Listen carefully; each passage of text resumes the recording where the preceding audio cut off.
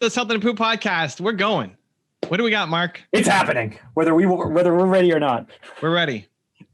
I'm so not ready. I can't even hear you through my headphones. I don't have you anywhere. We're ready to go. Let's go. Who knows what's going on? Mark just didn't prepare. It's 3:02. Was rushing. 2 minutes late. 2 minutes late. I was rushing. I was trying to do too many things. My wife always says I take on way too many things. No, you don't take on too many things. Edvin always says that I don't take on enough things or work quickly. You're not taking on too many things. You just need to end the last. What was the last thing just before this? I was talking to Louis. I have a presentation at 4:00. So as soon as this is done, I got to get into presentation. So I was just quickly opening up those windows so that way they're sitting there and ready. I thought you were talking to somebody. I was Louis. Oh, okay. And how long were you talking to Louis for? We had a half an hour call that turned into a 55-minute call. And then we spent like 3 or 4 minutes debriefing. So that's what pushed me if I called back. Louis and said, Louis, in that 55-minute call, could it have actually been 55 minutes so that Mark could have had 5 minutes to get ready for? Yes, 3 minutes. Yeah, 3 minutes before the end. I literally cut a mid-sentence. I got to go, man. It's 2:57. Got to go. Listen, there's lots that we can do differently and improve. It's easy to sit on the sidelines and criticize. I'm in the arena. I was waiting in the arena for somebody else to show up. In the up. arena, I like that. I like that, eh? I watched. I started watching that Brene Brown special that's on Netflix, which is amazing. Oh. Sorry, the quote "in the arena" is what brought it to mind, right? Teddy Roosevelt. I thought that's where you were going with it. Well, so I had never heard that quote up until 2 weeks ago. I have. Oh, really? I have Dare to Lead. I have the book. I haven't read it yet or cracked it yet. I mean, I think she made it, Roosevelt, sure, but she's the one who's made it like modern day famous. Yeah, she made it super famous. But her, I don't, other than Alex, your Alex, coming to me and highlighting parts of Brene Brown's books and texting me and sending them to me, I've never dug into her stuff. But holy smokes, talk about how I should have, because she studies my shame. Alex was photocopying sections. He sends me so many things about like just belonging and being enough, and you are enough. Like all of the stuff that he works through, he shares with me, and I was like, cool. Like that Has that stopped, or is that an ongoing thing? No. He hasn't done that in maybe a year, let's say. Oh, okay. Yeah, he used to do it. And so my only real exposure to Brene Brown was through people talking about how awesome she is. Anyway, this Netflix documentary comes up. I start watching it, and I get like 20 minutes into it. I was like, wow, she's amazing. She's an amazing storyteller. Yeah. And an amazing speaker. And she comes across she's just so, like, I watch it in awe going, I wish that one day I could be a fraction of how good she is at this. Yeah. And I wish she did more. I stopped and said, Jacqueline, you need to watch this with me. Like I stopped and went back, and I think we're only 3/4 of the way through it. Not because I don't want to just like move through it super quick, but we keep pausing. Like we're watching it together. We keep stopping because her stories are funny, or she says something, like she just drops these most amazing, like mind-blowing quotes and comments and research. And you got to stop. You got to stop and dig it apart. So the arena though, man, I love that line. I love that line and the way that she built her books and everything around that. Yeah. That, right. It's not for those who are outside the arena to criticize, but those who are in the mar and the dust and I don't know, I don't have it memorized. And the extension is like, I'm in the arena waiting for someone else to show up in the arena. Yeah. And I came as quickly as I could. That is not true. That was not as quickly as you could. Okay. What are we talking about today, Mark? So the thing that I'm trying to figure out right now, and I had a really cool conversation about it last week on the podcast with someone, but so we're talking about superpowers, right? We're talking about how can we take our weaknesses and make them or the perceived weaknesses, the things that the society would tell us and the school system would say, you're broken because you're disruptive. And then you go out into the real world and being disruptive makes you the most amazing leader. My superpower, like in terms of the therapy and the mental health stuff that we've been dealing with and how we turn that into superpower, or my personal superpower? Your superpower. What's Mark Hager's superpower? So being able to really figure out what it is that people want and what it is that you value and have. And then in the middle, artificially manufacturing who you need to be. So people want this, you have this. What do you need to say? How do you need to feel? what do we need to do to bring those two things together to connect you, to turn you into the person that you need to be? And we do this with brands, and we do this, I don't do this well with people yet, but we do this with brands. I'm working on my wife. I'm working on myself. I think that is my superpower. But where I was going with this was more, we've talked about, like, okay, if you have bipolar, how's that a superpower? And if you have a dyslexia, Richard Branson and all of these amazing entrepreneurs who have dyslexia, and how is that a superpower? If you have all of these different things, how are these? The society would say that it's a weakness, and yet we see these leaders and we see these people doing amazing things who have these weaknesses, but it's really their superpower. And so, what I asked someone last week on the podcast was, she mentioned she has anxiety, and so I have GAD, or generalized anxiety disorder. That's 100% what's come back as for sure. You have anxiety, Mark. You've had it for a long time. It's disrupted your life for a long time. And I haven't been able to find people who talk about, like, hey, how is anxiety? Like, how is worrying about everything all the time and overthinking everything all the time and having physical stress in your body? How is this good for you, right? Like, you're on edge, you're fight or flight all the time. You're trying to get in front of everything. You never feel like you're on stable ground. And so her response was the ability to pivot really quickly, to respond to whatever's thrown at you really quickly. I'm not sure I believe that. So that's right now the thing that I'm trying to work through, is trying to figure out, okay, so if I'm down, I'm working on learning strategies. If I get angry, I'm trying to get better at being able to deal with that. If I'm up and feeling amazing and confident and bold, awesome, let's go. But how is being anxious and being worried and being scared all the time a superpower? And the answer can't be to be like, you're scared, scary, difficult, hard, do it. Yeah, GAD. That's what it's called. And I know that you don't know too much about it because you haven't been looking into it. I've done a bit of research, but how is being anxious going to be a superpower for me, other than the fact that it makes me really, like, it's trained me to be able to render out things like really, really quickly what someone is saying and try to get in front of it to make sure that I'm understanding what they're saying and I'm hearing what they're saying, and that, like, if you have a problem, what are the 4 possible solutions and which solution is potentially the best and how do you feel about that? But yeah, I mean, like, earlier in the week, you and I were arguing a little bit on Facebook about stuff. What were we arguing about? What were we arguing about? About your logo and all of that stuff. Okay. And the process. And I kept sending you, like, comments and thoughts and ideas, and you were giving me one-liners back, and I was getting frustrated, and I was asking did you even need my help or want my help? Right? Like, that's like the anxiety. It's going like, okay, like, if I give you 6 different directions, ideas, or thoughts, and I go, hey, how do you feel about this? And you're like, no, I don't think we can do that. Or like, I don't like this, so therefore these things are out. It's interesting because it actually then negates your superpower. What do you mean? What's your superpower? What, the ability to understand a target audience of what they feel or what they may want, and then what it is that you value, and then try and mesh the two things together to help turn you into the person you need to be to get what you want to connect with those people? I mean, very wordy, but yes. How does our conversation negate it? No, your anxiety, like, because my anxiety crushes it. Yeah. It destroys it. It's like, I have this landing page that I need to write for ourselves that I put off for 4 days now, because I just can't bring myself to put it on paper and look at it and realize how bad it is. I have it in my notebooks.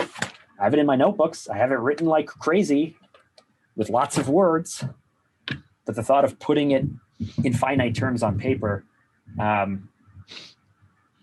is almost too much for me. So I'm just haven't yet. I need to get really bold or have a deadline or something like that to be able to focus on it. But no, the anxiety keeps me from being able to say, like, Evan, you should do this, man. Trust me, you should do this. Because I don't know if I would ever double down that hard on something because I just don't know if it's the right thing or not. So does it lead to stomach aches or headaches? Yes. No, not headaches. Yeah. Stomach. So what I've learned, which is really interesting, is I didn't realize anxiety is made up of two things: worry, which is cognitive, mental. It's you thinking about the future. It's ruminating over what's happened and what could happen and all this stuff. And then stress, which is physical. And so, yeah, I mean, now that I don't drive home, it's actually a lot better. But when I was commuting up until March, I would say maybe 1/3 of the time I wouldn't even eat dinner with my kids, because driving home from work at the end of the day, I'm just sitting there driving home, ruminating, thinking about all the things that didn't go well or could have gone bad or this or that or what about tomorrow and all this stuff. And I would get home and I would be so keyed up or amped up that, like, not only am I not hungry, not only do I have stomach pains, but I can't sit down at the table. And that's pretty frequent. Like 2 nights ago, I was getting pretty amped up and pretty worked up at the dinner table just because of the bickering and the dog, and, kept bumping into my leg and brushing my leg. And my wife's like, "He just loves you." And I'm just like, "Leave me alone. Stop touching me." Like, yeah. So I think this is actually fantastic. Now that we have figured it out, or what? No, because now all you need is, so here's what it is. I haven't gone all the way to the end, but this is the best advice. It's the best.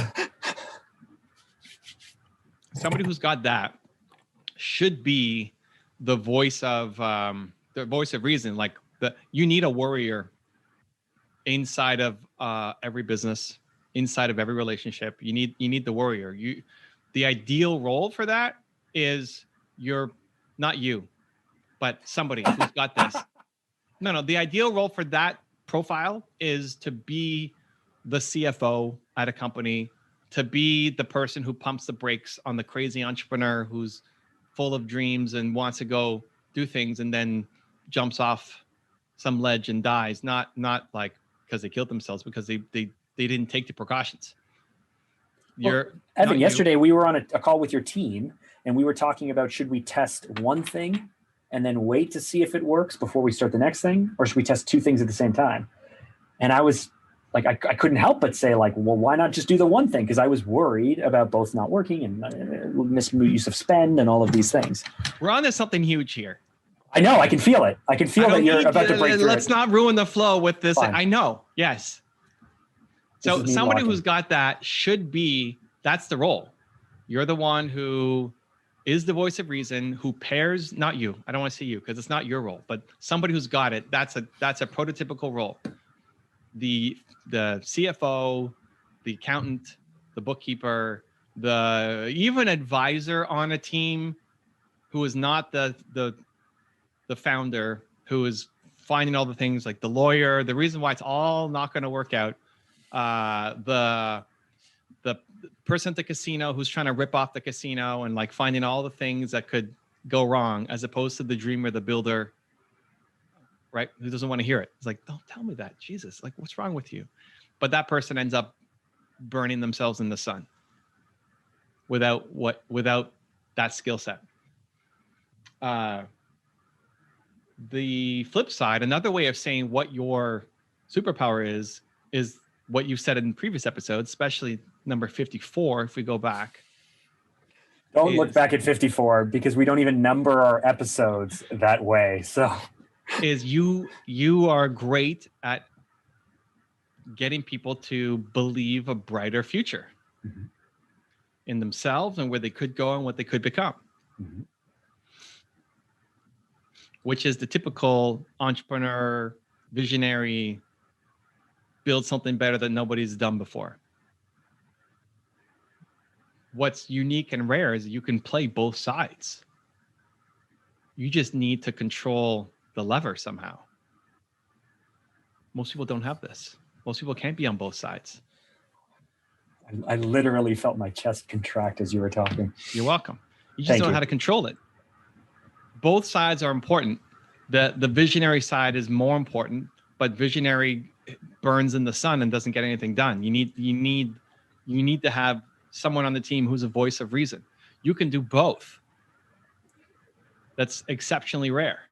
You just reminded me actually of part of the reason why I think that I'm so good at brand positioning and so good at, understanding, okay, here's an audience and here's what they want and here's what you value and what you say and how do we bring them together, is I spent 5 or 6 years actually at Fanta talking about how most marketers and most entrepreneurs are overly optimistic from my point of view. Like, if we build it, they're going to come. And it's like, no, that's not enough. If we just say it, people are going to love it. No, that's not enough. And so the bar or the threshold to finding the thing that's actually going to work is so high. So that often crushes me trying to achieve it or find it. But finding the thing that will actually motivate someone or persuade someone or actually help connect with them is so high and so hard that if something passes my kind of BS meter, usually because my cynicism and skepticism is so high, if it passes my BS meter, then it should work. You just have to come back. I haven't dug into that too deeply in the last few years because we just did. So you want to live in the land of the optimistic and positive and what could be. Yes. And then your other side takes over and goes, not possible, never going to happen. No, but this is an important process. You just have to come out on the third, like the third side is the final side, which is happiness. Having listened to both sides, having gone the crazy optimistic what could be, and then having fought the what is in restraints, and then coming to the happy place at the end of it, which is mostly listening to the first guy, but taking the counsel of the second guy. And you can do that all with yourself without having to go to a board of advisors or hire somebody else. It's fantastic. You're welcome. Thank you. Okay, so that's our episode. You have to control it. You read Principles, right? Yes, I did. I mean, I got halfway through the Principles part and then felt a bit like I was reading Deuteronomy from the Bible. But yes. I know the beginning. There's something in the beginning. Oh yeah. No, the beginning is amazing. Oh my goodness. The fact that the fact that you don't think so? I'm kind of wanting to skip through the beginning. I'm reading through it. I don't like the biographical part. I want to get to the stuff. But okay. So what I found inspiring, inspiring was his ego, his fall, and his very slow rebuild. Told me that, you can screw up a few times and still come out way ahead down the line. Okay. That I found inspiring. Let's keep it on track. So when he's about to leave Bridgewater, okay, I don't remember this part or not. Yep. I can go get the book if we need to. No, I remember. Relevant. He's about to leave Bridgewater, and they're doing an assessment. He's trying to step away, and he wants to be a mentor, but not be. And I just read this like 2 nights ago, so why it's kind of fresh. Yeah, so they brought in co-CEOs, I think, right? So he brought on 2 people to go underneath him, and they wanted to do an assessment of what he called it the Ray Gap, I believe. The Ray Gap. What's the Ray Gap? And they called it the Ray Gap because Ray was leaving, and somebody's got to fill the gap. And they came up with a word that I don't remember what the word was. Mark's gonna get it. Yeah. Huh? Mark went to get the book very quickly. He's coming back. He's got it on his shelf. He's running. He's hustling. He's bringing it back. I probably should have describe it for our audio listeners. What's happening here? We were just talking about you. Oh, perfect. I hope you said good things. Always, behind your back, we say good things. Your face, you just kick the out of me, man. I love it. I love it so much too. Listen, that's how it should be. Okay, you say nice things behind their back and you tell them the truth to their face. It's probably better for me to find it because I just finished reading it, but I'm going to go get my copy too. This is amazing podcast content for everybody listening. Mark and I are basically just looking in a book at our books. Look in a book. Okay, the Ray Gap is on 93. Shapers is what he calls it. Shapers. Okay, so shapers is the word that he uses, and he talks about Steve Jobs being the most iconic shaper of all time. Yeah, to visualize what I mean by shaping and shapers, think of Steve Jobs. Sorry, did I steal your thunder? Yes. Just pay attention. A shaper is someone who comes up with unique and valuable visions and builds them out beautifully, typically over the doubts and oppositions of others. So what one example I loved here was, I think it was here, we was talking about Elon Musk being like super excited about the vision for Tesla and where he's going to go and the big mission behind it. and equally excited about the like remote control tiny little piece of the car, and to be able to keep both in mind and at the same time, where most people can either just do the one little thing and just the little picture or the big picture, but to be able to have both in mind at the same time is a super unique trait, which is what Ray discovered that he had, and then set out to discover what set up Shapers, and he wished he talked to Gandhi and all this stuff. So Shapers, like, I got Jobs on the Wall. We both got the Ray Dalio book. It's not the perfect example, but I think what you've got is that exceptionally rare combination where your makeup is both wanting to build something amazing and beautiful, and not only for yourself, but seeing it in other people, helping them believe and dream bigger than they thought was possible, and selling them on a vision that they can actually get behind and say, you know what, if Mark believes that, maybe that could actually happen. And equally seeing all the pitfalls and holes in your own plan of why it's not going to work out. It's fantastic. You just stop there. You just need to take the third step, which is internally debate and then come out with a solution, which is going to be like 80% the first guy and 20% the second guy. And then you get the perfect plan. Superpower. That's not driven by anxiety, do you think, is it? Like, I haven't decided yet whether I want to explore medication or not, or any of these things. It's not that it's driven by anxiety. The second guy is driven by anxiety. Yes. The second guy can you're worried about things that are you're overly pessimistic, worried too much about something that doesn't match the level of worry that it should be. Yes. Right? Like, oh my God, what if this crazy thing happens? Yeah, but the chances of that happen are so low, Mark, right? But you need that on any team, you need that person. Every team needs that. Like, this is why negative people can be good for a team, is because they point out even if they do it in a really crappy way, and you maybe hate their guts and they're pouring rain on your fire, right? It's like, I want to destroy this person, but in the delivery usually sucks, but there might be, out of the 8 things they say, one thing that's actually super valid that everybody missed, because they're approaching it from a completely negative mindset. It's like, if this thing sucked and was going to fail, how many ways could it fail? Which is not where entrepreneurs want to be living. Oh, that's so funny. I ask that question all the time. I always say, like, if this is going to go wrong, what could make it go wrong? And then how do we engineer around that? But you're getting stuck at the second part. You're not moving. Yeah. You're not emotionally moving to the third part of how do we get around it. That's where you need to live. Yeah. You get excited. Yeah. And then you get depressed. Yeah. And you don't come out on the other side. Right. That's when I get excited about something else, and then I get depressed. Most people have to turn to somebody else. Most of the entrepreneurs can't get through that. They just want to bypass all that stuff. I think of my mom as a great example of, like, she's a lawyer by training, right? So every time I wanted to do something, she's like, oh, what about the legal implication of this? Like, oh, who cares? Just like, I used to do that to you all the time too. I'd be like, dude, you don't have the copyrights to any of this stuff. What are you doing? Just go, right? But, my mom forced a couple of things that were probably no like giant thing that saved my company, but were probably in the best interest of my business, right? Which is why every company needs to have the controller, the CFO, the legal counsel, the people around them who aren't driving it, right? Like Branson, this is actually a great example. Branson never lets accountants into the deals. He makes the deals, and then he lets the accountants figure out how to make it happen. Because if you went to the accountants, they'd find all the reasons why it wasn't going to work. It would never happen, right? So he goes like, this is what you need to do.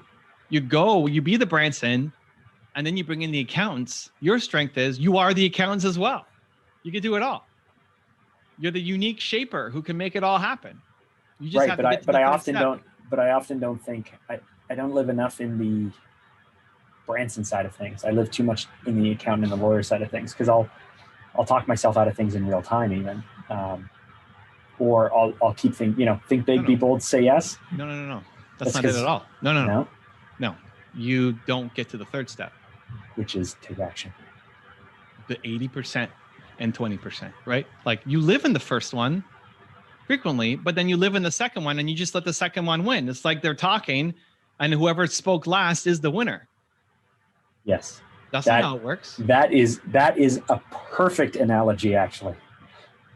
That's Yeah, what I whatever said. the last thing to happen to me is the lasting feeling until Yes. something next happens to me that can flip it, and then whatever that is the lasting feeling. You just need to pull the lever. If those two people were in a room, if Branson was in a room with the accountants, they would go at it. Yeah. And end up having a better plan than either of them could have put together individually. And it would likely be 80% Branson and 20% the accountants. Right. It's not going to be 50-50. Branson's not going to go that far back. No. Right? But or 95-5 or whatever. But like, you need to have the voice of reason. Otherwise, Branson hot air balloons into the sky and dies, right? Like, it just goes into the sun and floats. Goodbye. So you need to have that person who injects a little bit of doubt and where it could go wrong. But most, like, the Branson can't even see that, doesn't want to talk about it, doesn't want to acknowledge it's even a possibility, feels like it's an entire waste of time conversation. But then, oh yeah, actually that point, we should do that. You can That's do really both. interesting. That's really interesting, because one thing I've also become aware of myself is so to your point, okay, so I will admit that I'm really, really good at that stuff, and that's awesome. And when I can get excited about something and it lives up to the like I've used the term with you, emotionally comfortable. Like, I need to get emotionally comfortable with this change. But that's me actually getting excited about it and working through all of the things and then passing both tests. And then I can go, okay, we're going to do this. We've talked about how you and I spend money differently.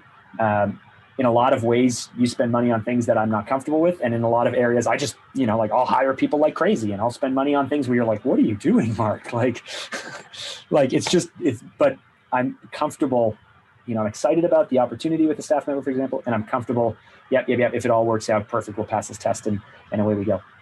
But what I've learned quite recently as well is I can fire through this, 4, 10, 15 times a day on really important things that are core to the business and core to my clients and core to growth. And then I never actually, I don't have anyone to give it to, or I never give it to anyone, or I don't action it out.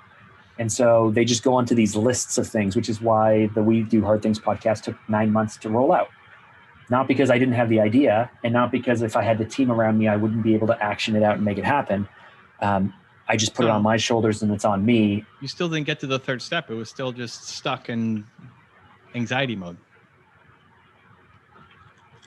Right. But as soon as I was able to get Bo on, your Bo, and he was able to start lining up the guests, everything else quickly-ish, it took us, I guess, what would we pre-record for 5 weeks, and it took us 2 weeks to get the first episode out. But what I've kind of realized over the last month or two, let's say, is if we could rapidly build more of a team where I'm able to hand things out to people, and if I'm spending all my time getting excited and having things pass the test of will it work or not, by the time I usually get to there, and if I can hand it to someone, there's something really, really good in there. Well, Mark 1 is ready and willing to hand it to people really quickly. Mark 1 is like, this is the greatest idea ever. Let's go do it. Get the team, go build, grow. I'm good at this. We need this, go. Yeah. Mark 1's ready. Mark 2 then's like, whoa, we don't know how to do that. We don't know how to budget this. What is the schedule going to, all of these like roadblocks. He just slams on the brakes, which is a useful conversation. You just never get to the third mark. So how do I figure out okay, so awareness is key. Great. I'm going to notice, mark number 2, I can name them, right? Well, so I don't know. This is why I said, how did I start this whole thing was you just don't know how to use the lever. Yeah. Yeah. You got to know how to use the lever. But that's the superpower, is that you'll find the holes in your own plan, which most people won't be able to do properly. And I get stuck on the holes and I ignore all the benefits. Yeah, you stay stuck or it's and like 20%. Why it won't work. 20% Mark 1 and 80% Mark 2, where that needs to be flipped. It's so interesting because I know this is really hurting me. You know, like this Yep. hurts me. I was even thinking last week about just like personal investments. You know, like Everything. I'm a pretty smart guy. I can figure out systems. I believe I can figure out systems pretty quickly. I can connect dots and track stuff. I feel like I should be the type of person who can learn and get better at investing. And yet I'm too afraid. Like I don't even have money in the market right now. Like last November, I turned everything into cash and I've just sat all of 2020 out. Like there were too many things happening and even in November and who knows what's going to happen. So I actually missed like the crash and I've missed how high it is. And I'm just going to sit things out until things seem a little bit more sane and I'll come back in. But, you know, in terms of the people on my team or like my team Mark, people around me, the people I choose to have as friends, the people I choose to have in my life, the people I choose to listen to, the actions we take, how big my life could be, how much money we have, all of this is being controlled by this scared Mark still. Mark number 2. Yes. You're 80% scared Mark and 20% Mark 1. And that needs to be flipped. I like the Boulder Mark better though. Huh? Okay. So I don't even know how to go about figuring this out. Other than noticing, like, I don't know how to unpack that. Maybe that's the thing for my new therapist that I'm getting. So Are you getting a new therapist? I am. I've decided. Yes. Good. So I hope they're good. I hope so too. I don't know how I'm going to find a therapist. I don't want to just repeat what happened last time. So. Right. You just said you were good at figuring things out, so you can figure that out. No, I know. I just haven't put the time into figuring I want it to out figure out how GAD can be a superpower for me. And if they don't have an answer, they're not your person. Right. That's it. Anyway, that's the problem. I don't know that I have a slide. Nothing comes to mind immediately of like how do you fix it, but that is the problem. Which already is a gift. The awareness is a gift.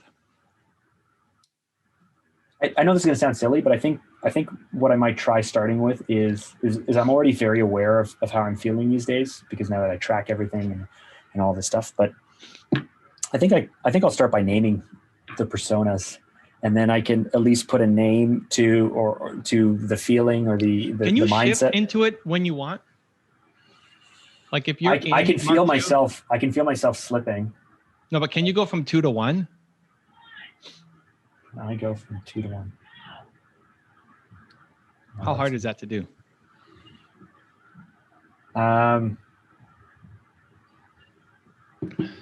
Sorry. So can I go from being depressed and down to being happy, or can I go from thinking big and bold to being critical, like no, critical that's thinking? 1 to 2. You know how to do that. You do that. You live there. Like you do that all the time.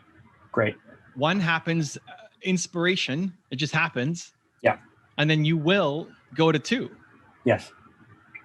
That's the pattern. Yes. And we know that's going to happen on repeat. Great. No, I don't know how to do that yet. That's a really good point. No. So like, for example, Monday was really down and struggling. And so I was thinking, okay, what does Evan say? Okay, so in this type of moment, be nice, be forgiving, all that stuff. Don't just try and grit your teeth and get through it or get even more depressed. Just like make the most of it. So I was like, okay, I have this time. What am I going to do? So I read. I started working through Trevor Moawad's book, It Takes What It Takes, which is a great book. I was just like, okay, I'm going to use this time for something at least. But really, it was yesterday. So that was Monday. Tuesday was a busy day, but still not great. Yesterday morning wasn't great. You and I jumped on a call and you told me I looked like a homeless person. Oh yeah, that was, well, I mean, the guy after me said he looked like a bank robber, which I think is an upgrade over a homeless person. But in fairness, you were standing at least that time. When you joined me, you were lying on your couch or something. Yeah, I was sitting in front of the fire and I spent like an hour and a half, like barely looking online. Like I spent half an hour just staring at the ceiling, just like so out of it. And so really being able to, so I said, okay, so I'm going to work on Evan's stuff. Okay. What's an idea you're struggling with like that you see the big picture with, but you're living in phase 2?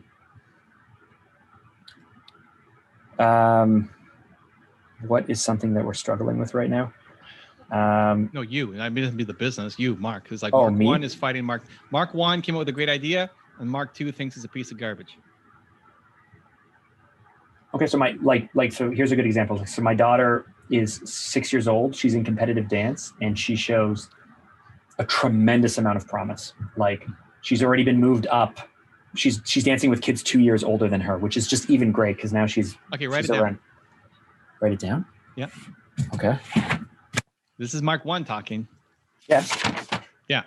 But I haven't gotten to the point where it goes from being awesome to being. Well, like, that's Mark 2. But here's the Okay. thing: is like another superpower of yours is explaining context. You like to over context everything. I don't over context. I give the right amount of context so people understand what I'm talking about. Very rarely the right amount of context, but it's very helpful because what you're doing right now is tapping back into Mark 1. Even though you're living in Mark 2 with your daughter, to explain the context, you have to kind of tap back into Mark 1. So you're already doing it. No, I'm hopeful. I'm hopeful and positive.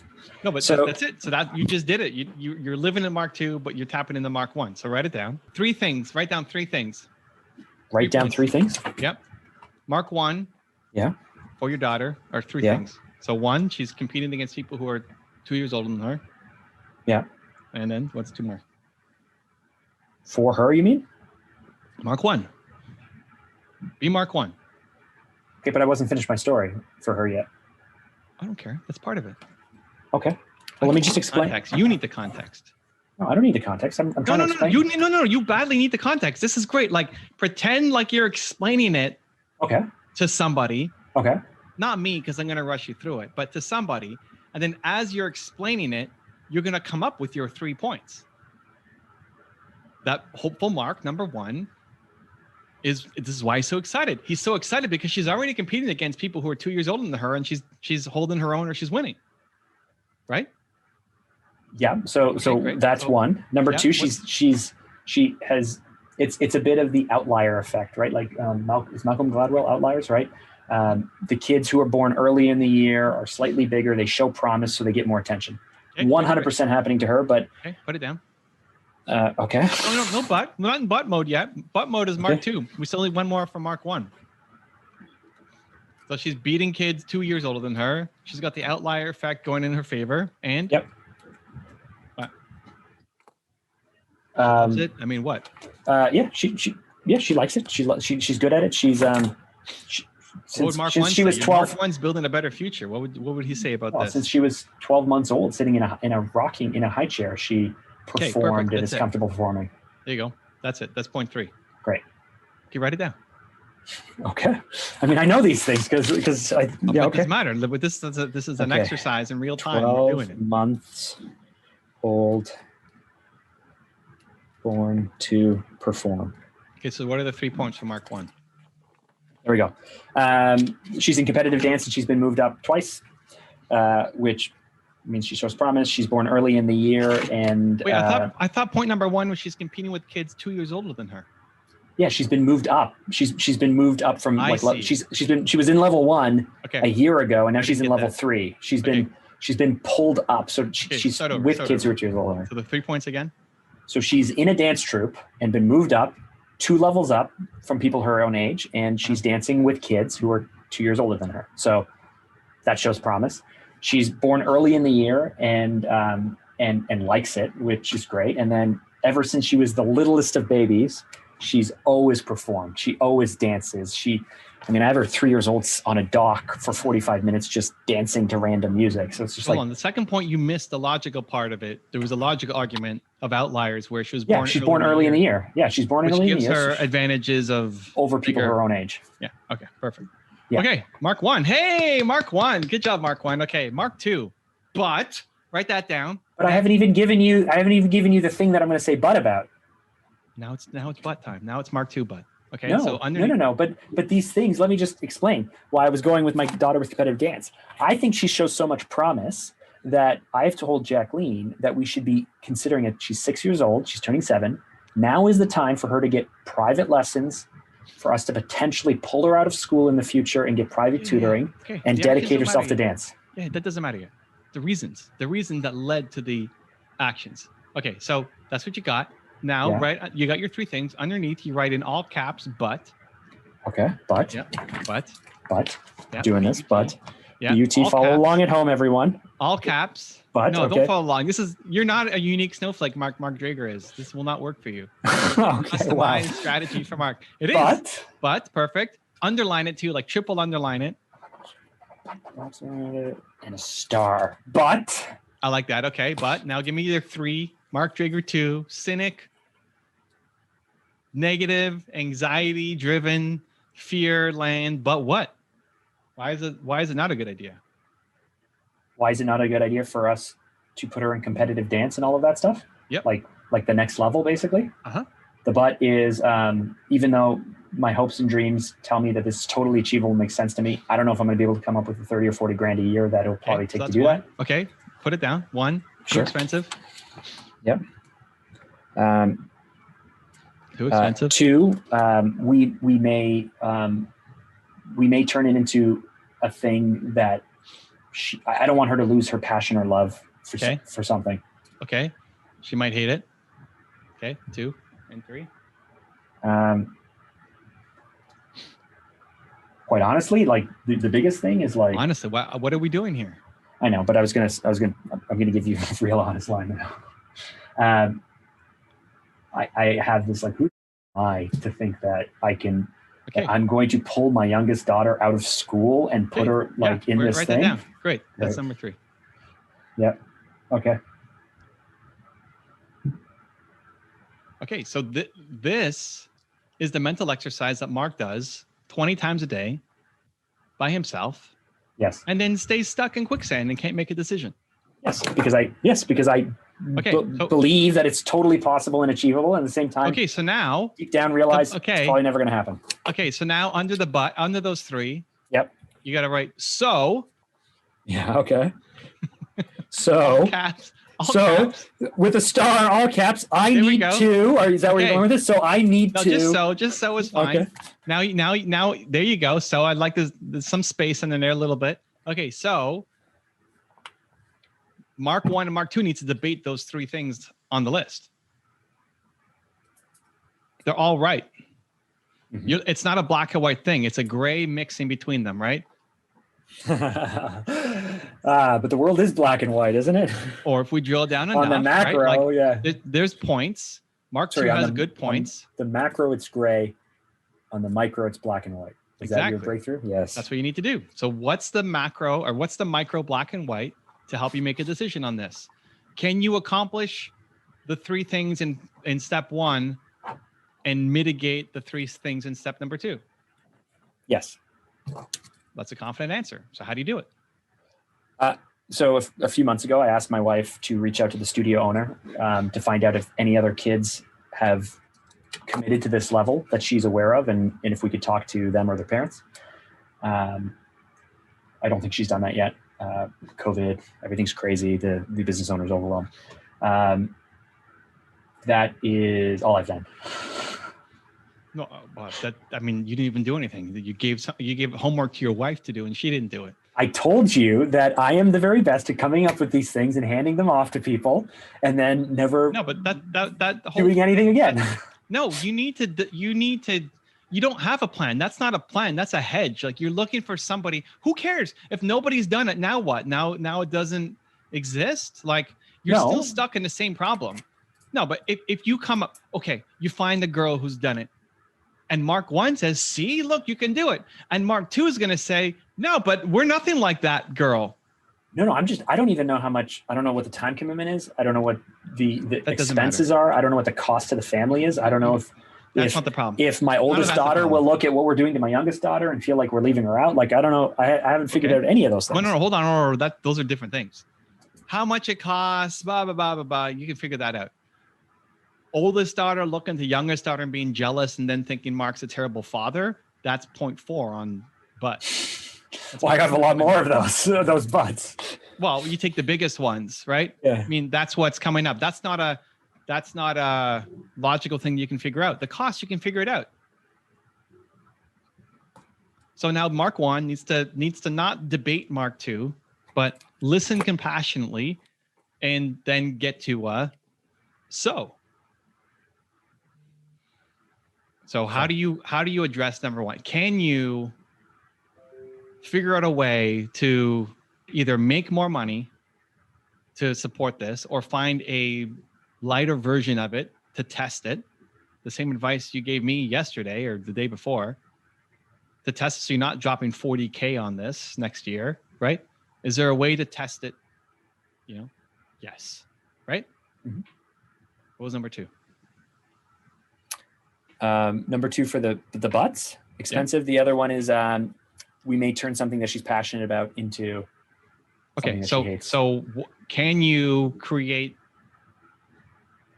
a routine, a schedule, a system, check-ins where you're making sure that she's enjoying it? What, are you just going to decide this is her life for the next 10 years? You're going to check in every now and then and say, hey, honey, do you actually still enjoy this? Right? Yeah, you could do that. Yeah, we check in. No, but I'm a little concerned it's going to be like, we pay this much money and changed everything. You're going to. No, that's Mark coming back. Go. Okay. So what does Mark 1 say to Mark 2 when he's like that? Yeah, we listen to our kids. We talk to them. We have good relationships with them. It's okay. We can deal with it when we get there. You can deal with it. You'll pay attention along the way. You have to. You'll make an extra note to see how she's doing. Everything that she's done, you see the big smile on her face and how she's loving it. And even if we did it for only 3 years and it didn't go anywhere, no one's going to take that experience away from her. She's going to learn. She's going to grow. She's going to be given a gift no one else that I never had, that my kids didn't have. Round of applause, ladies and gentlemen. Mark 3 just showed up. Can we give him some love? Mark 3 is in the house. That's still Mark 1. No, that's not Mark 1. That's Mark 3. That's Mark 3, because Mark 1 thinks she's going to be the greatest dancer of all time. Mark 3 has seen, you know what? Even if she doesn't last past 3 years, it's still worth going for. Mark 1 listened to Mark 2 when we got to Mark 3. Yeah. Guys, I can't help but smile and laugh because Evan looks so proud right now. I'm not proud. I'm pumped for you. You look proud. You look like... Sure, but I'm proud for you. This is what you need to do. That's not Mark 1 anymore. Mark 1 is the guy who's glowing over his 6-year-old daughter who's going to be the greatest thing of all time, and is afraid to say that out loud because every parent thinks their kid's the greatest, but mine is actually the greatest dancer of all time. Mine's actually really, really good. But that's the thing. So that's Mark 1. That's Mark 1. Mark 3 just showed up to say, you know what? Okay, listen to Mark 2. I don't want her to hate it. So let's give it a shot for 3 years or 6 months or 12 months and check in with her and see how she's doing. But it's still worth going for. That's Mark 3. That's the so. And what was the last one? Who am I to think that? Yeah. Okay. Who am I to think that, Okay. So Mark 1 wants extraordinary. And let me tell you, there's nothing more extraordinary than being like, well, we could do this. We could totally do this. Of course we could do this. Okay. But now let's get to Mark 3. And then, who am I if I'm spending this much money on, like, we could do this right now if we wanted to, but what is it costing us? Am I taking it from something else in a year or two? Will we be on the verge of bankruptcy because of something? And I go, damn it, why did I spend that money on this thing? Like, okay, we'll get to Mark 3. That's Mark 2. Great. How does Mark 3, where do we end up? So now we're back to the first point, which is too much. Okay. So what are we doing? Are we spending less? Are we putting aside this money that we know, is in our account? Like, we're going to commit for 6 months and see how it goes. What's Mark 3? What do we get to? I don't know. I don't know. We'll make a plan. We're doing it right now. This is it. This is what you have to do every day. I would normally just cycle between these two things. This feeling of course it's achievable. That's what we're breaking. Right. No, I know. Of course it's achievable. But I'm saying I don't have the clear next step because I don't know. But that's what we're doing right now. Mark 3 is the plan. Mark 1 is the dream. And Mark 2 is the whatever, the naysayer. I don't know what to call it. And Mark 3 is the plan. So we have a plan for the second one. The second one is we're going to put her in for, she doesn't have to be the greatest of all time. We'll try for 6 months and see how she likes it, so that she doesn't end up hating this thing that now is a job instead of a passion. Great. That's our plan. That's embracing both Marks. That's the best of Mark 1 is like, yeah, okay, I'm down for that. Yeah. Mark 1 looks at that plan and says, yeah, I mean, but of course she's going to love it. I mean, 6 months is easy, whatever. We're going to go and this is going to be her lifetime. She'll be greatest. And Mark 2 is like, okay, she may not, I mean, that's fine. I don't know if I don't know if that's good enough, but both of them agree that this is now the way forward. And so now you have a plan, you're Mark 3, you're moving forward. So what do you do on the money? Mark 2 says, this is way too much. We have no money. Corona is going to destroy everything. And I'm going to regret this decision in 3 years that I should have spent it buying my car instead of putting it into my daughter's dance class. So what's the plan? Just as you said, I mean, like what's the bridge, right? Like what can we start with? What can we do that's, because she's not gonna go into 5 days a week from, full time and drop out of school right now anyway. So this is more like us getting her prepped for like next September if we wanted to do this or whatever it might be. Okay, what's the plan that Mark 1 and Mark 2 can agree on? I really liked my idea of reaching out to the studio owner and finding out how to build a custom plan, a dance plan or whatever it is for my daughter. And if she's not able to achieve this, then we move on down the list. As long as it's not, like it's believing that there is a path. There is a path. I know there is because there's a path. No, the reason why I know there's a path is because the hometown I grew up in. Yeah, but Mark 1 believes in the path. Mark 2 doesn't believe in the path. You need Mark 2 to believe in the path. No, Mark 2 believes in the path. Okay, great. Then one isn't a problem anymore. I believe in the path. I'm just uncertain of the guaranteed outcome, of the outcome. There is no, of course. I know. If it was like, but the plan isn't for a guaranteed outcome. The plan is to put a plan into motion to give us the best shot at an outcome. You know what I was saying to Jack What about the third one? What was the third one? What's the third negative? Oh, who am I? Who am I? So who are you? I'm Mark Traeger. I do extraordinary things. Yeah, but Mark 2 says BS. You live way below your potential. You're afraid of everything. I don't know, man. I don't know how to answer these questions. What do you mean? We just did it for 1 and 2. So how do you buy into? You have to come to a Mark 1 is not going to strong arm Mark 2 and make it's not 100-0, right? So you got to find it. You got to I typically. No, but the way that I've been able to move forward with things in the past is 1, I just do it on impulse because I know that I will never come to a decision. Hey, that's how we got a Rottweiler puppy, right? I was super uncomfortable with it, did not want to do it. I just said, fine, go ahead. I did it on impulse and I lived with the consequences. That's how I hire people. Like a lot of times my decisions are like, I'm just going to go ahead and do it. What you've done. It's flawed and this is a better way. So fix it. So Mark 1 and Mark 2, it's not one killing the other person. They need to come to an understanding. That's Mark 3. So who am I? Mark 1 thinks he's the next God. And Mark 2 feels like you don't do anything extraordinary and you can't believe people even listen to you. Yeah. So who are you? Who are you to pull your daughter out of school? It can't just be Mark 1 trying to overpower Mark 2. You have to find a medium somewhere in between where Mark 2 can live with it too. Otherwise, Mark 2 is going to come back and sabotage everything. Okay. I want to think about this. And this is the answer. We just did it. We just worked through it.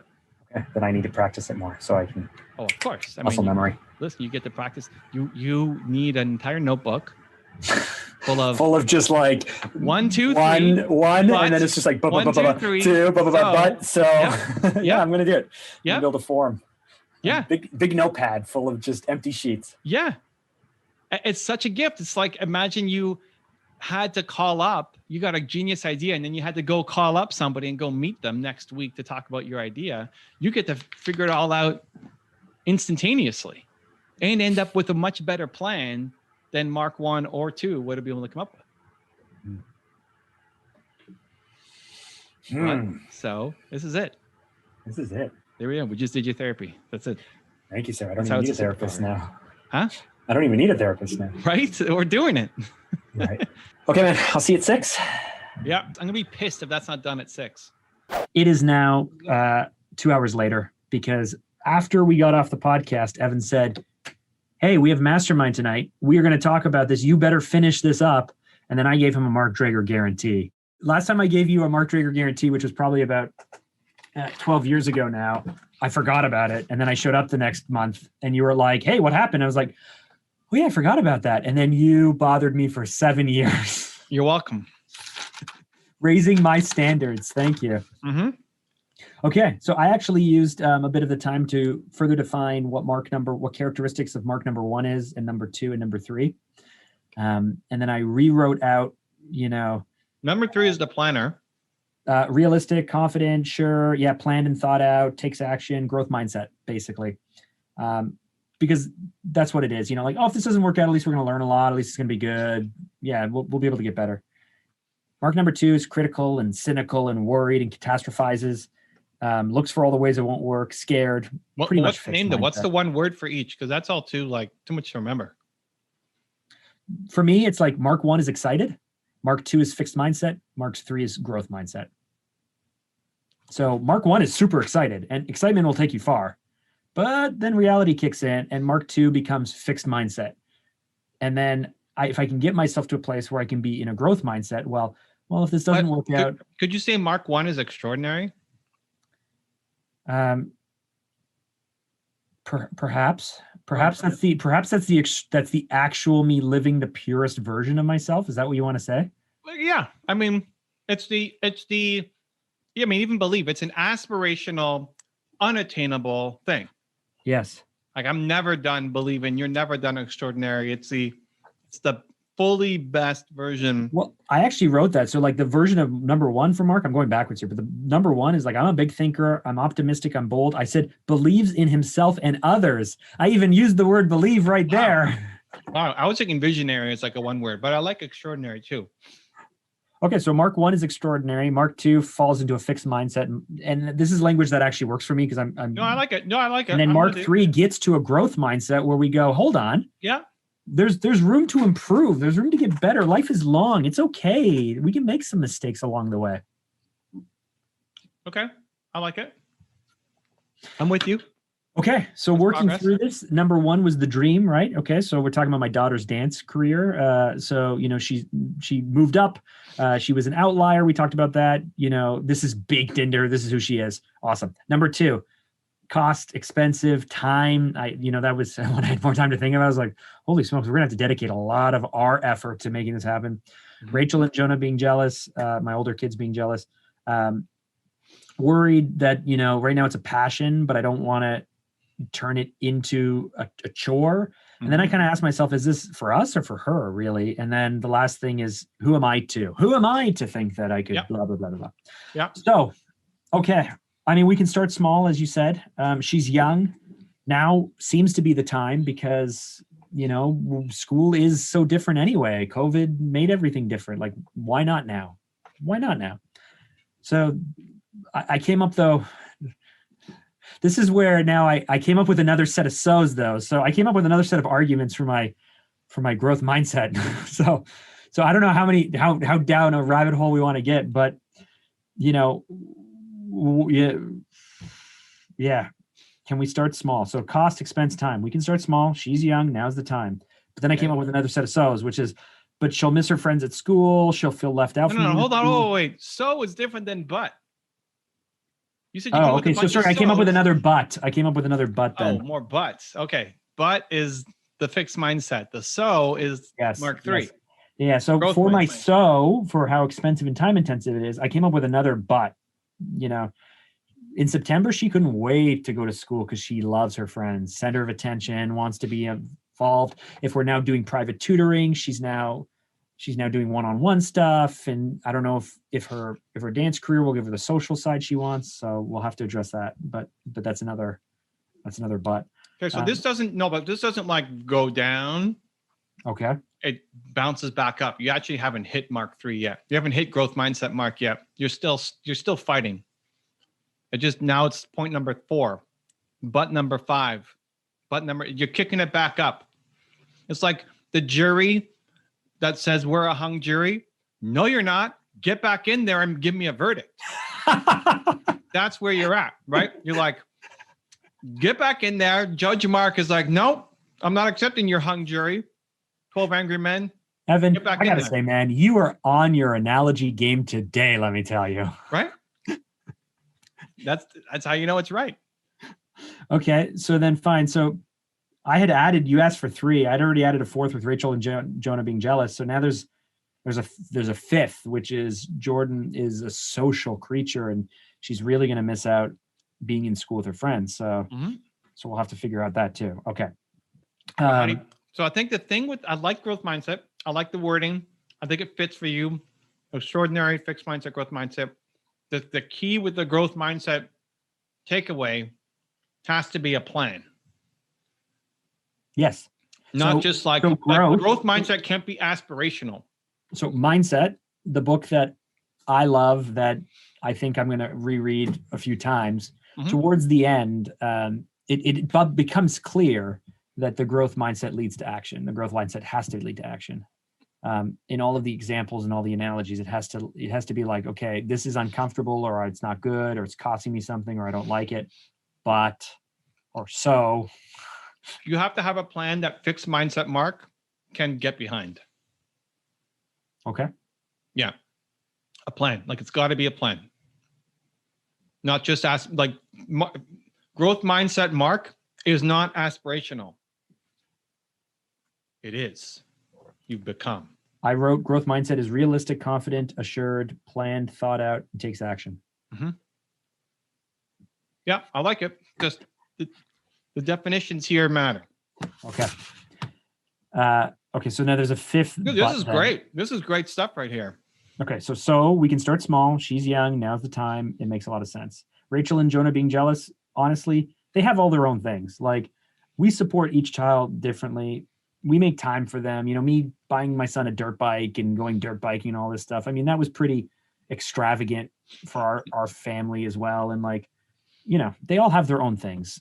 I'm building my daughter an art room with ventilation and stuff, so that way she could spray paint walls and everything. So like, now that I'm thinking about it, it's not a big deal. If they get jealous, it's like, what are you talking about? I give you guys all this other stuff too. So that's a stupid excuse. The passion. So it's a passion right now, and I don't want her to turn her passion into a chore. As you mentioned on the last podcast, right, earlier, check in with her, you know, and if she doesn't like it, then we stop. This gave me another but. Perfect. A but, yeah. Which is this for us or for her? I think if we're going to make the commitment in time and in budget and all of that stuff, I think my wife, Jacqueline, who quite honestly tends to take more of the brunt on these things. I think that if she's going to commit to making this happen for Jordan, and then Jordan decides, I don't like this anymore, I want to quit, I think that Jacqueline is going to be very invested in this and may not want to see her quit. So. Okay. So go back. Now talk to yourself. Okay. So that's the but. Now go back to, if we started this and we started small and I walked her through this, we would just have to be aware that, hey, Jack, you know, let's make sure that we don't get our own self-esteem or self-worth tied into Jordan's success, which brings us back to your growth mindset anyway. And then if we're aware of it and we're talking about it, then we should be able to deal with it when it comes, right? And can Mark too get behind that to say, yeah, okay, that's how we got a Rottweiler and then got rid of a Rottweiler. Okay, I mean, like, listen, great. As long as Mark too is like, okay, I'm on board with that. Yeah, I mean, honestly, we talked about it over the weekend. Like we really should have gotten rid of the previous dog like 8 months earlier, and we didn't because we thought, okay, we must have done a bad job. We must not be doing it right. No, dude, this is why you make all decisions so slowly. Every decision. Yeah. Yes. Why? You know, what are people going to think? You know, yes. I know. We got another dog. Keep going. No, I know. We don't need more examples. We get it. I get it. Audience gets it. This is the solution to decision making for Mark. Perfect. Who am I to ... And this is the answer for most things. And this isn't BS. And this is true. Honestly, I want to be the kind of guy or the kind of man or the kind of father who can give these experiences to my kids. My why is to help people feel and look extraordinary. I don't really use that language a lot. It's more like in my journal, like part of health and part of branding and part of everything is to help people feel make themselves feel extraordinary and look extraordinary. And I think that fits for me. It fits for her. I think it fits for us, is like, yeah, I want to be the kind of guy who can do this. And I want to help her feel and look extraordinary as she grows into the woman that, that she's intended to be. I can get behind that. Can Mark 2 get behind that? Yeah. Great. That's it, dude. So now I did my homework. Yeah. Well, now what do you do? Like what's No, but this is actually really interesting, because I mean, you came up with it on the spot, or you pulled it out of the ether. But this is like, I like, me, I like decision-making frameworks. I like frameworks where I could logically and linearly go, okay, well, if this is true, then that has to be true. And if that's true, then that has to be true. And it helps me like connect all the dots. But also emotionally, like your mix, you had a mix of emotional plus logical. It's why we said, okay, like the Outliers is a logical one. Well, she was born in the month, and so she's actually bigger. That's a logical one, versus Who Am I to do this is an emotional one. It's putting down, like, you almost didn't put that one down because it felt weird to put that down, like, but you put it down. Like, that's what is Mark 2, Fixed Mark is actually thinking about. And so you have the framework so that now you go back, anytime you're doubting it, you slip back into Mark 2 mode, fixed mindset mode. You can quickly look at this page. Is it, oh yeah. That's I why. don't have to call you up. And I don't need you to remind me there, right? that we've talked about this a million times. Yeah, like, it's on the page. But now you're talking to, you have a way to talk to Fixed Mindset Mark to get him back on board, without going to visionary Mark that everything is possible and is, of course it's going to work out, because Fixed Mindset Mark is like, that's total BS. Yes. Yeah. Dude, this is massive. I agree. You want to know what's even more massive? That you're not a trained therapist? Oh no, that is my own, that's my own, superpower. Yeah. On the one hand, like, I don't know any of this stuff. And on the other hand, it's so perfect. And it's something that nobody else would give you. I mean, part of it is me knowing you and having context and what would actually be a good solution for you. And whatever, still seek out therapy, but this is a way better model than anybody's going to give you. Partly because I'm great, but also partly because of the context that I have on you. I wasn't going to give your background or context any credit. I was just going to give you all of it, but no, there's definitely some context. I mean, that's how you make good decisions, is getting enough context. And I've known you for a while, and like, you become the guinea pig for a lot of stuff that then I dish out to other people, because I gain new pattern recognition to give other people, right? So this is my training ground. This is your lab. This is the lab. Yeah. Welcome to the lab. We need to change the name of the podcast. The lab. Welcome to the lab. Welcome to the lab. Okay. The other thing is this is why I wanted to record it. One, to see your homework, but also this realization. This is your split personality. This is your, air quotes, bipolar, right? Like, we couldn't officially name it, whether it was bipolar or borderline personality disorder or whatever, right? Like, we could never quite name it. You had characteristics of this thing, but not these ones, these 6, but not those 4 or whatever. And I never named it to say, no, you've got this, but you've got something, right? And like, this is the something. This is the split Mark. You've got the extraordinary Mark, and then the fixed mindset Mark, and then the growth mindset Mark is the path up. So we've like put a bow on everything. No, and it feels super right. And now I have a framework or a tool, at least, to sit down and journal my way through really any decision. Anything you're delaying, you do your 3 and your 3, right? 3, but 3, so, and then you add another but, and then you made it up with 6 buts. Like, oh yeah, but great, add it on the list. And then you keep working your way through, and then you end up to growth Mark with the plan. And that might feel frustrating that you gotta like journal every little thing, but it's way faster than having to call me up or having to journal everything anyway. It's just like I can't. Well, you've worked with me too. Or if I'm not journaling, I'm like literally trying to type out lines of thoughts just to try and get it onto a page and rearrange everything. But And it'll go faster each time too. yeah, and then eventually I'll just be able to work through it mentally. Maybe you might need to see it. Like I think a visual reminder is good so that when you come back to it in 3 months, so I just need just a journal. I have a bunch of journals. I need to grab a journal, and it's cool. Like I have my to-do list journal, right, which is like actions and thoughts for work. I have my how am I feeling. I need to create a decision-making journal, and then I can always just go back when I'm doubting a decision and be like, oh, that's why I made that decision. Yeah, exactly. Yeah, one page. Yeah. On her dance class that in 3 months, when you come back to it, it's like, oh yeah, okay, yeah, that makes sense. Yeah. Decision journal gets to be mustard color. Isn't that fun? This is genius.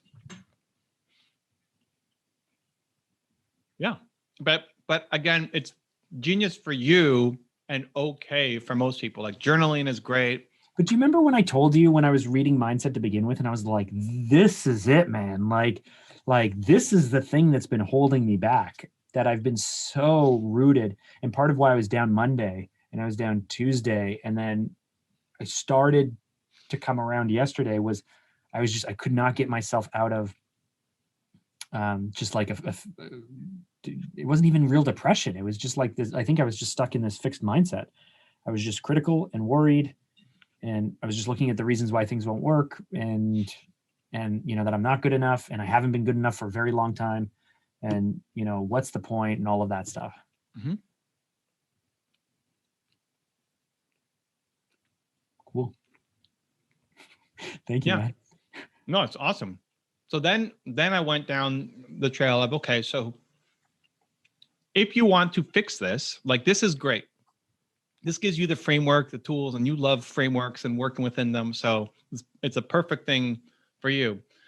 If it's a superpower, then I started thinking, okay, who else has this? I started researching like visionaries with general anxiety disorder, right? And like nothing shows up. The two people that came to mind were Tom and Grant. Tom, so Tom, I don't know if you sent it to me, but I know he did a Q&A session specifically on anxiety, and he broke down playing video games and all this stuff. I can't normally play video games. Like I do not find any aspect of it fun. I find it stressful. It's interesting. My therapist sent me this thing. Sorry to take you a little off topic, but my therapist sent me this thing. Have you ever heard of the difference between a pleasure activity and a mastery activity? Have you ever heard that language? So I've never heard it before, but he sent it to me because I happened to show him my calendar, which is just like in 15-minute increments, everything I do during a workday, from when I wake up to like when I not go to bed, but when I wake up to when I'm now transitioning from work to home life. I note down everything in 15-minute increments that I do. And it's just like a wall of stuff normally. Now, if you go to a week when I'm down or depressed, you can see just gaps everywhere. So I can use my calendar to see whether I'm feeling more go, or whether I'm like really down because there's just gaps everywhere. But he's looking at it and he's going like, when do you do stuff for fun or pleasure? And it's just like, I don't know, man. Like, what are you talking? Like, it's like, I don't know. Like, and so apparently mastery skills are skills that you do because you have to do. Doing the dishes is a mastery skill. You have to do it. You're obliged to do it. You're going to get better at it. It might help you. It has benefits. It's great. Going to work for a lot of people are. And then there's pleasure skills, things that you do that just derive pleasure, whether there's an outcome or any kind of return or not. It's just you playing video games, you deciding to do that was a pleasure skill. It might be me moving over to a mastery skill at this point because you are doing it every night and obliged to and all of that stuff. But it struck me that I don't have a lot of pleasure skills. And it also struck me that I think you have been able to build a career now and a life where like 80% of your stuff is pleasure skills, even though you're at work all day. And yeah, I think that's it's a very basic, rudimentary way of looking at it that can really help, but really highlights a lack of self-awareness. If you have to divide into those two, I think those tools are great for people with poor self-awareness. Well, it opened up my eyes to say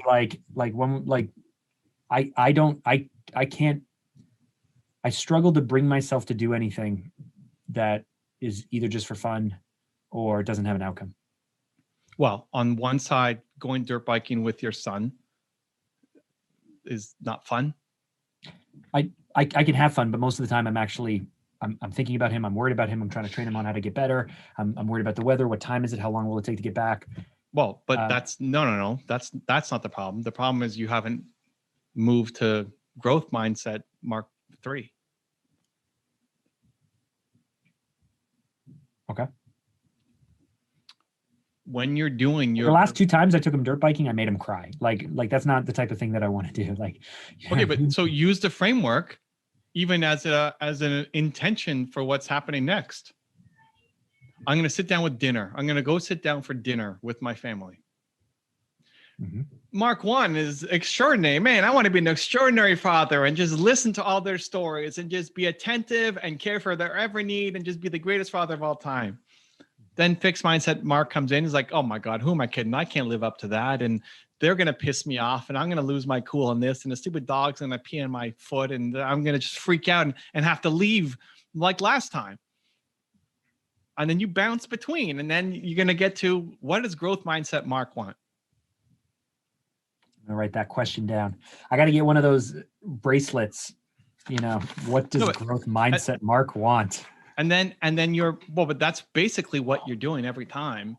It's a decision for how to show up. It always comes back to, I want to be the type of person who, right? But specifically, right? You need the plan. So now when you're going to go sit at your dinner table and your dog pees on your leg, you're going to laugh at it or whatever, like whatever, is going to trigger you to freak out because somebody spat food or left food on their plate or like whatever the thing is that triggers you to go crazy, you have a plan.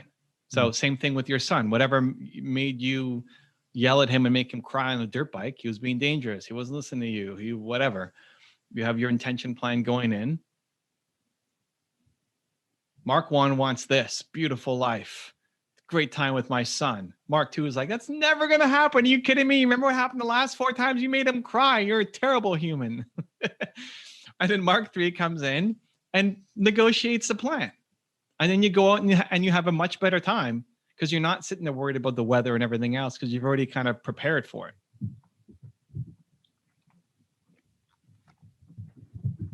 I'm going to watch this back. Yeah, I'm writing a note that says, watch this back. Yeah, that's why we're recording. Yeah, it's just so significant that. It really is. Yeah. So that's still a decision. How do you want to show up for your dinner and how do you want to show up for the dirt biking and how do you want to show up for Evan for the next podcast? All of this stuff really matters. Forget where else I was going with that. I had another point before we got sidetracked with your son, but I don't know. I'll come back. This is awesome. We're talking about your doctor friend who sent you this thing. So I think you have a ton of fun inside Brand Strategy. Ton of fun. And they would label that as mastery, whatever skill. Like, yeah, no. There's a bunch of things in my job that I do have a ton of fun with. And it's just playing. And it's like on my birthday last year. So in the company, we give everyone their birthdays off. I never take my birthday off. What's the point of me giving my birthday off? It was COVID, all of that stuff. I spent the entire day just rebuilding my personal website. And it was like, there was the most freedom and the most fun to be able to say, but that's it. That's fun. That's fun for you. And that's okay. Yes. That's fun. That's not a mastery skill. And it is. No, that's fun. Podcasting is fun. There's a lot of stuff that's fun. Yes, there are pleasure skills, but that's where it breaks down. So what's a podcast? Right. Is that a mastery skill? Is that a pleasure skill? Well, it's both. Well, it can't be both. It's one. Why have the label if it's both? Yeah. It falls apart. So then you have to segment your life to say, okay, well, this is work and then this is fun. And it actually leads to a less happy life. Well, no. So the only way I was going to take it was to say, okay, so like for the other day, for example, like my son for the last year and a half has been suggesting that I should read his favorite book. And I was all like, I straight up told him, I was like, listen, man, I don't read, so I'm not going to read that book. No. And then after thinking, but you read Mindset by Carol Dweck. I do read a lot more now because I realized that I enjoy reading. Okay, but you haven't read your son's book. No. So the other day, and it's funny because the reason I don't read books for the most part, other than the fact that I get bored and I bounce around a lot and stuff, is I don't want to commit the time it takes to read a book without knowing if it's going to be good or not. And so it's like it feels like this risk. Like I'm going to invest 12 hours of my time into something that I might not even like. Mark 1, 2, 3. Here's your decision framework for reading a book. For reading a book. No, but you need it because otherwise you're sitting on not reading the book. Yeah. That Mark 1, 2, 3. I have stacks and stacks of books that I intended to read that I never got around to. And I know that every time I actually pick one up and read it, I'm just like, I love it. Like we talked about Principles earlier. I loved the biography of it. I loved Mindset. I love this book I'm working through right now from, it's a super easy read. It takes what it takes, right? Like a great book. You need Mark 3 is writing in a way that Mark 2 understands. Yes, I get it. And Mark 2 thinks that Mark 1 is just full of talks. Yeah. Like, and he is. I mean, come on. Mark 1, that guy up in Dreamland, come on. Who does he think he is? Wow. BS artist, that guy. Unbelievable. Like nobody falls for that crap. Right. Yeah. That's why the plan from phase 3, Mark 3, is language that both of them accept. Yeah. So you should read the book, and both Marks agree. Yeah. This is the split duality of which Mark is going to show up. This is where, this is for sure. This is where months ago on a podcast, you were like, Mark is either like the most confident guy in the world, or he's just like a complete mess. This is where like I listen to Tom Bilyeu talk about how many hours he works, just like how hard he works and how many hours he works. And I go like, but I know his hours are in prep time and research time and reading books time. He talks about how much he reads and how much he loves to read. And I wish that I can allow myself to get to a place where reading is considered work, but I just see that as cheating because Mark 2 is busy being skeptical going, that's not really work. Sure, work. But he's also prepping for his show, right? I mean, I know. If you're going to have Trevor Moawad on, that's the goal. Yeah. So you have to read his book. Yes. Right? Yeah. But you can figure that out. That's a Mark 1, 2, 3, one page. You bang that out in 8 minutes, you're done. Yeah. So I think that's actually a much healthier way because the two names that came to mind were Tom and Grant. They're like, who's doing this? Who's the visionary? But Tom also has and Grant. Yeah. Grant has anxiety. Yeah. So really? Tom has verbally said anxiety is a big thing. He's afraid to go on stage. And his two coping mechanisms are one, pretend like it's just a game and it's just a practice. And it's just it doesn't count for anything, which I really don't like. And the other one is just obsessive work to make sure that a lot of high achievers are driven by that you're never left alone with your thoughts because you're always on to the next thing. No, you're so afraid that it's not going to work out that you put so much extra effort in to make sure that it works out. Oh, you just over index with effort. It's like, I so don't want to be the failure. And this is, I think, common with a lot of you're a high achiever because you're so afraid of losing that you just make sure you don't lose. Right. And I don't think that that's super healthy. So I don't have a healthy example for you because Grant's biggest fear is that he's not going to make it. What if I don't make it? Yeah. That's the constant, now he approaches it. He's much more bravado than Tom. He's much more extrovert than Tom. But they both have a crazy work ethic because they need to make it. And Grant's biggest fear is I'm not going to make it. He sells out his 10X event. He sold out his 10X event, which was smaller than the last 10X event, right? So he had the stadium one, right? Big stadium one. Stadium one, it didn't go well. He went to Vegas then next. And it still went what did not go well for business event at a stadium. I mean, no, sorry. That went well. There was some sound issues and weird technical things and stuff. Yeah. Great. So he has a stadium in Miami. Next year he goes to Vegas. It's like a third of the size. Yep. The voice in his head is still, I'm not going to sell out. I'm not going to sell out. I'm not going to sell out. Even though he's now grown a year in his brand. Yep. He's now doing it in a big, huge, Vegas, the place. It's a third of the size of the other one, like all the logical reasons. I'm not going to make it. I'm not going to sell it. I'm not going to sell it. Then he sells out.